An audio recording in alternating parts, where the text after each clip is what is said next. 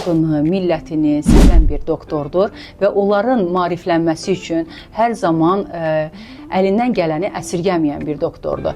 Əgər ki, bir insan özü o prosedurları tətbiq, icra edirsə və bu o deməkdir ki, həmin həkim özünə tövsiyə etdiyi bir işi sizlərə də tövsiyə etməsi doğrudur. Yəni, mən özüm də membranlı plazmaforez edirəm, yanaşı olaraq azoterapiya edirəm. Çünki həm filtrasiya olunuram, həm də immun sistemimi yüksək səviyyədə saxlamağım üçün özümü qoruyuram. Çünki hər gün bir fərqli insanlarla ünsiyyət qurulur, özümü qorumaq üçün.